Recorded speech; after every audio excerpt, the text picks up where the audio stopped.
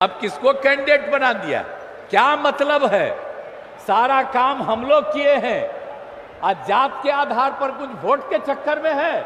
आप जान लीजिए, जात के आधार पर एक वोट नहीं देना चाहिए, काम के आधार पर वोट देना चाहिए। हम लोगों ने अपने परिवार को किसी को कुछ किया है, लेकिन कुछ लोग अपने परिवार को ही सब कुछ करते रहते हैं। तो याद रखिए, कभी ये सब नहीं होना चाहिए। आजकल तो सब समझता है कि मुस्लिम हमारा, हम वोट लेंगे। तो कितना ज्यादा हिंदू मुस्लिम का झगड़ा कराते रहते थे। तो इन सब चीजों को याद रखिए, उसको वोट दीजिएगा। कमवा हम लोग किए हैं, अब वोट लेगा वो कोई काम करता है?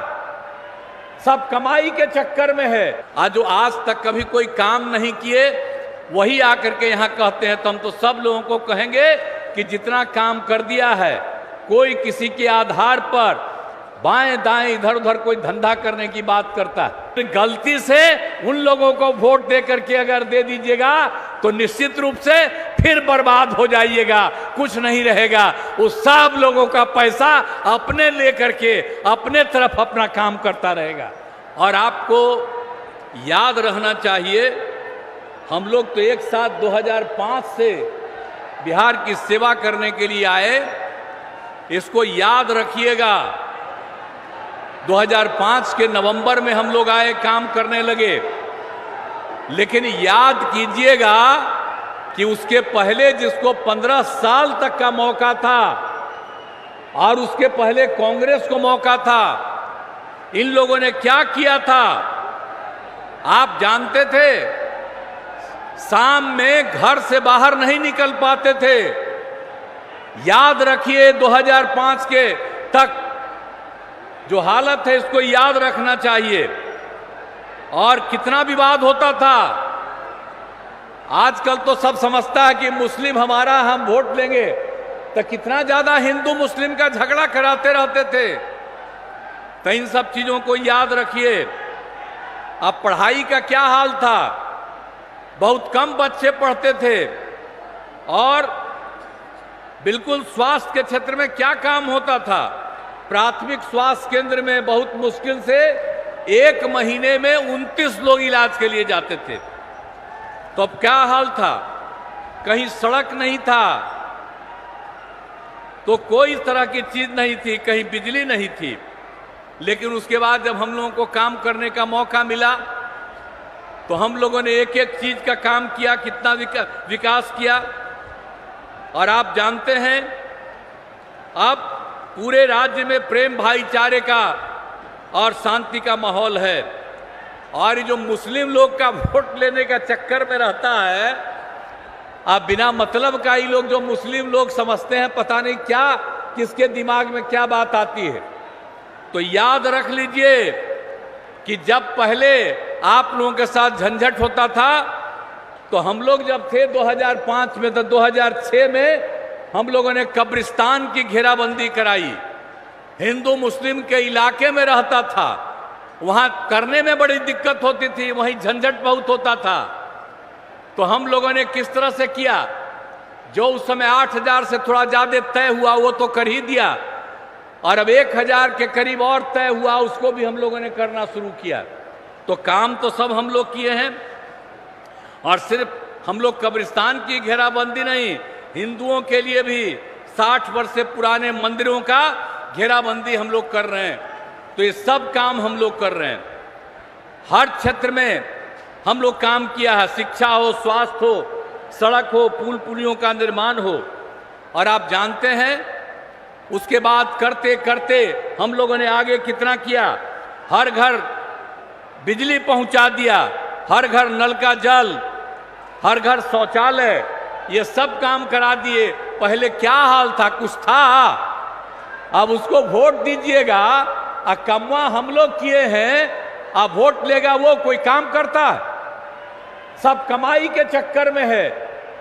और कितना ज्यादा काम हुआ, तो सब दिन हम लोग करते हैं। बीच में तो खैर 2 बार उसको थोड़ा मौका दिया, गड़बड़ किया, हम लोग हटा दिए। और हम लोग जो साथ रहे हैं, वो सब दिन के लिए हम लोग साथ रहेंगे। अब कहीं कुछ नहीं होगा। और आप जानते हैं कि हम लोगों ने कितना काम कर दिया। आप जान लीजिए 2005 से लेकर के 2020 तक में 8 लाख लोगों को हम लोगों ने सरकारी नौकरी दी और बड़े पैमाने पर लोगों को रोजगार भी दिया गया। और हम लोगों ने 20 में तय कर दिया, क्या कहा कि 10 लाख लोगों को नौकरी देंगे और 10 लाख से ज्यादा रोजगार देंगे। और आपको मालूम है 4 लाख से ज्यादा नौकरी हो गया, 1 लाख के करीब काम पूरा होने जा रहा हो रहा है, 3 लाख का काम शुरू हो रहा है और हम लोगों का काम अगले साल के अंत में शुरू होगा। तब तक 10 लाख तो करेंगे ही, जरूरत पड़ेगा तो उससे ज्यादा करेंगे। और आप जान लीजिए रोजगार का काम भी 5 लाख लोगों को रोजगार हो गया। तो एक एक तरह से हम लोग न्याय के साथ विकास के सिद्धांत पर काम करते रहते हैं। तो इसीलिए याद करिए कि जो दूसरे लोग के चक्कर में, उन लोगों के चक्कर में मत रहिए, अनाप शनाप बोलता रहता है। तो इसीलिए अब मुंगेर जिला में कितना काम हुआ है, शिक्षा, स्वास्थ्य, सड़क, बिजली, पानी, कितना काम हुआ। मुंगेर जिले में इंजीनियरिंग कॉलेज, पॉलिटेक्निक संस्थान, महिला ITI और सभी अन्य मंडलों में ITI की स्थापना हुई। अब एक एक काम हम लोगों ने किया है। और मुंगेर के रेल सह सड़क पुल का जो निर्माण हुआ है, आपको हम याद कराना चाहते हैं। इसका शिलान्यास तत्कालीन माननीय प्रधानमंत्री श्रद्धेय अटल बिहारी वाजपेयी जी के द्वारा 26 दिसंबर 2002 को उसका शिलान्यास किया गया। अब वो काम पूरा हो गया तो कितना बड़ा काम हो गया। मुंगेर के लोगों ने रात में अपने घरों में सब कुछ दीप जलाकर अपनी खुशी जाहिर कर रहे हैं। तो एक एक तरह से सारा काम सब कुछ हो रहा है। तो इसीलिए पूरे तौर पर सब काम हम लोग कह रहे हैं।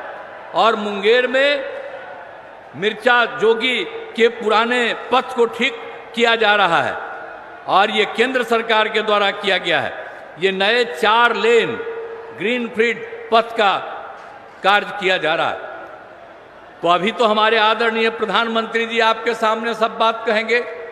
हमने तो संक्षेप में कहा है कि हम लोग इतना काम किए हैं और केंद्र की तरफ से कितना कितना काम कर दिया।